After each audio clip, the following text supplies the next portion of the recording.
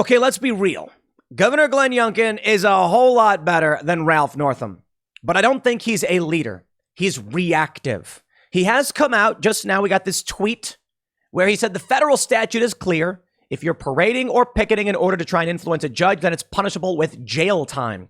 Yeah. The law also says demonstration. The gist of this is people keep protesting in front of the homes of Supreme Court justices, and it is illegal. And Glenn Youngkin was like, we're going to set up a security perimeter. No, be a leader, arrest them.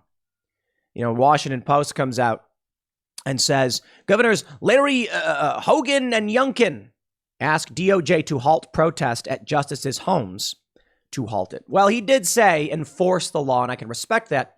But he's only coming out and saying this after he saw reaction from angry Republicans who were like, why aren't you enforcing the law? And then he calls on Garland to do something about it. Dude, you're the governor. There's state police. Do something. But I will say, because we're going to rag a little bit on these governors and what's going on with these protests. Ralph Northam, the previous governor, that guy was insane. I cannot get over that video where he's at the radio station. And I want to see that guy should have been impeached for saying this. You have this reporter, this woman at the radio station, and she's like, Kathy Tran has called for an abortion with no limits up to 9 months. And Northam is like, well, I'll tell you what we would do. The baby would be delivered. It would be made comfortable, resuscitated. It would be taken to another room, and then there would be a discussion on what to do. A discussion on what to do. What does that mean? It was in the context of abortion at 9 months. It sounds to any reasonable person like this dude was basically saying, we will kill that baby after it's born. And of course, the media came out and they were like, that's not true. He didn't say that. He was talking about abortion. A 9-month-old baby that you've resuscitated and then have a discussion about. Yeah, how about this, Ralph Northam? Just do that whole speech again, but do it as the Emperor from Star Wars. The baby would be resuscitated, and then we would have a discussion on what to do. And then I would look to the doctor and say, do it. It's crazy, man. He's gone, though. He's gone. So right now, outside of that psychotic episode, we end up with Governor Glenn Youngkin, who is, this dude is weak. They're all weak, man. I don't trust any of these politicians. I don't trust the Republicans. There's no leadership. Here's what should have happened, all right?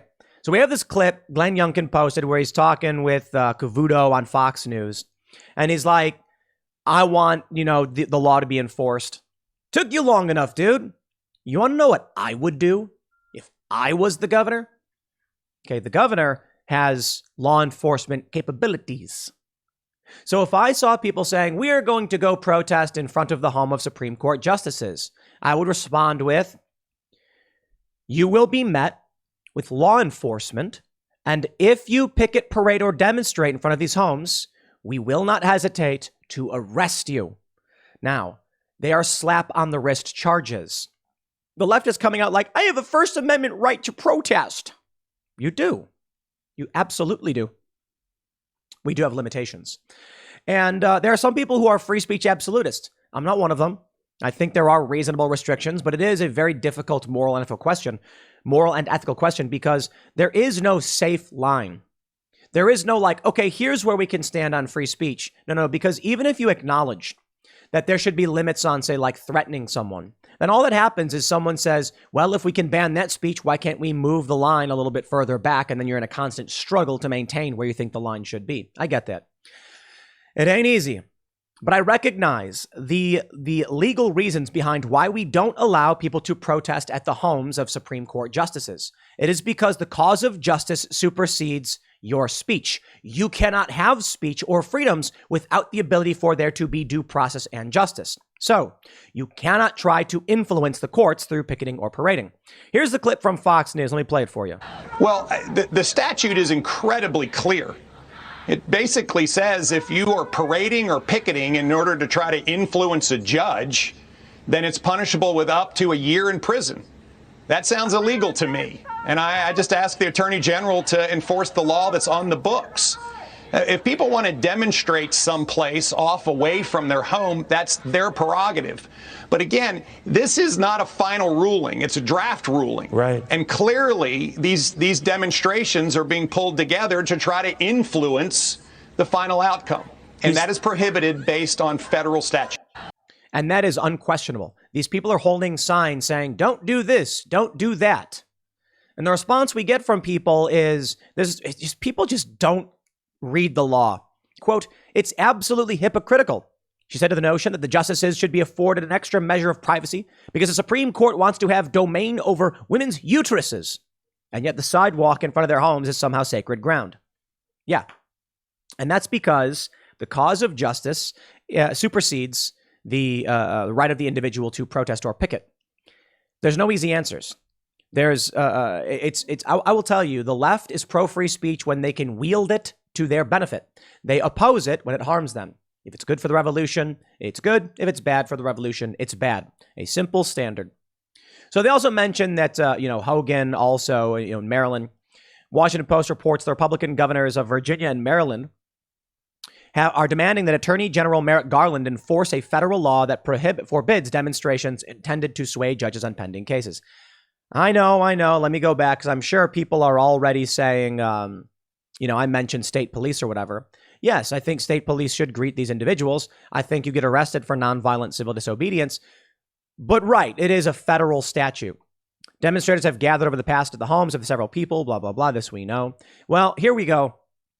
I think that's a guy, actually. A bunch of men and women, maybe, dressed up like handmaids. Because as you know, millennials have only ever read two books, Handmaid's Tale and Harry Potter.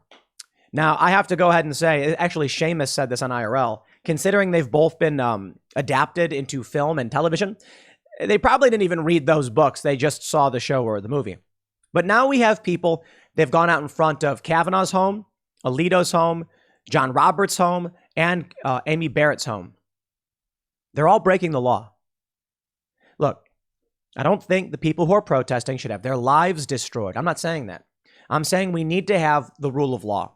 We need to know what we're allowed and not allowed to do. And if we decide to step over that line, you get arrested for it. People in D.C. chained their arms together it was Extinction Rebellion, I think it was. They put a boat in the middle of the street. They blocked traffic. That's illegal. And I said then, good for them. You will now be arrested. You've got positive press, nonviolent civil disobedience. I can respect it. I may not like that they're disrupting, people's lives personally. I don't like many of their causes. But the issue is we need to have push and pull. We cannot be rigid to where it's like, if you step over the line, we crack the whip. It needs to be like, you stepped over the line, we will respond in kind. You sat down in the street. We're going to take you out of the street and you're going to go to jail. Typically, these people end up with like court supervision charges. And that's what I think is appropriate here when they go in front of these judges' homes. Here's what y'all need to understand about going in front of someone's home. These justices are some of the most powerful, important, and prominent people in the country. And because it's a matter of politics, they're particularly more vulnerable. There are people like Johnny Depp. Johnny Depp has to worry about crazy people. Someone who thinks that he's stolen all of the oatmeal spoons from every Walmart in the country to play badminton with shrimp on the moon.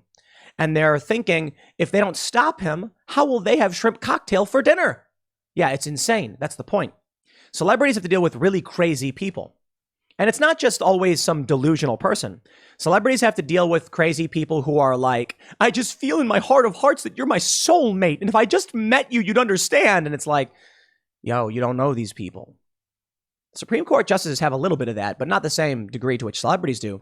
The Supreme Court justices have a worse threat, and that is that people want to harm politicians and political personalities because they have power over their lives. And so when these people are showing up and saying, do not touch me, do not do this, do not do that, it's not the same thing as a fan. We have issues with this, and we tell everybody, do not come here.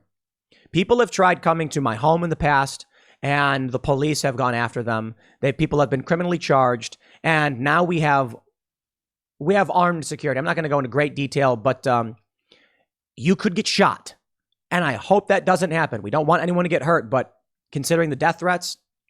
Now, that's because where we are with Timcast is a hybrid between the political and the celebrity. You know, the Supreme Court justices are not household names. They really aren't. They're becoming that, I guess, because politics has become pop culture. But I assure you, if you go to the average person and say, do you know who, Sonia Sotomayor is? They're going to be like, I've heard that, I think. Who is that? If you go to them and say, Brett Kavanaugh, they might know because politics has pop culture. If you say Alito, they might be like, who's that guy? Clarence Thomas, that sounds familiar. Who's that guy? You say Brad Pitt, they're going to be like, oh, of course. Madonna, oh, of course. You say, who else is a prominent celebrity? Adele. People know they are. Timcast IRL is a forward-facing show, but it's in the political space. So the risks that we have are that we are politically influential, and we are also high profile, high visibility. And that's why we've had, I think, 8 swattings. Yeah, because people don't like what we do. So it's a combination that we fear of the crazy people and the political. For the Supreme Court justices, if people show up to their homes, it's going to cost them a lot of money and security. But let's be real, it's going to cost you a lot of money and security. For a Supreme Court justice who knows that they're about to lay down a ruling that is unpopular in half the country, they can't trust that any one of these people are good people. People have tried to commit violence against politicians recently. I mean, we've had all of this in the past few years. It was worse in many ways in the past, but it could happen at any moment. Steve Scalise got shot playing a baseball game. So if you live in one of these houses and these people are like, we're just peacefully voicing our opinions, what you're really doing is eroding the security that these justices have as they seek to bring about justice through the courts. And that's why I believe it should be and is illegal. But these people don't care about this. It is outright terror. But I can give a good shout out to our friends over at the Washington Post who finally admitted, it's illegal. The Washington Post says, yes, experts say protests at SCOTUS justices' homes appear to be illegal. They are. Arrest them. I am sick of the inequality under the law. These people want to come out and say the 14th Amendment guarantees my rights under the law and also my exemption from it. No, that's not how it works. I'll tell you this. You want to come out and say the 14th Amendment hereby dictates women have a right to privacy and abortion. I'll say, great, arrest them all. You want equality under the law, you get arrested when you break it. Yeah, that's not what they want, though. They want power. If it's good for the revolution, it's good. If it's bad for the revolution, it's bad. The Washington Post says, as Republicans and others cry foul over Roe v. Wade, protests at the homes, blah, blah, blah, have happened. Senate Majority Leader Chuck Schumer said, there's protests 3 or 4 times a week outside my house. So what? You're not a judge. But while protest is indeed ingrained in American democracy, legally speaking, the comparison between protesting at a politician at home, and a member of the judiciary is inexact. And experts say the latter category of protest is probably illegal regardless of how peaceful they are. At issue is statute enacted in 1950, Title 18, Section 1507 of the U.S. Code. The law states it's illegal with the intent of influencing any judge to picket, parade, or blah, blah, blah, or to resort to any other demonstration in or near a building or residence. Tabitha Abu El-Hajj, an expert on protest rights at Drexel's University and Law School, said the current protests at justices' homes qualify under the statute, and the statute, if tested, would probably be found constitutional.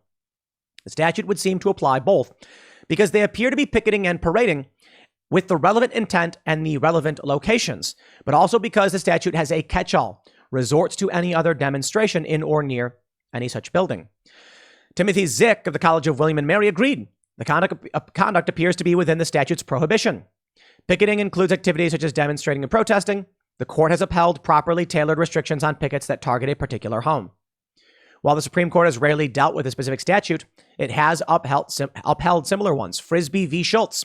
The court upheld a local Wisconsin law that banned protesting targeted at a specific home, as long as protesters were allowed to march through a neighborhood. 2 decades earlier, in 1965, the court upheld a Louisiana law that echoed the federal law's prohibition.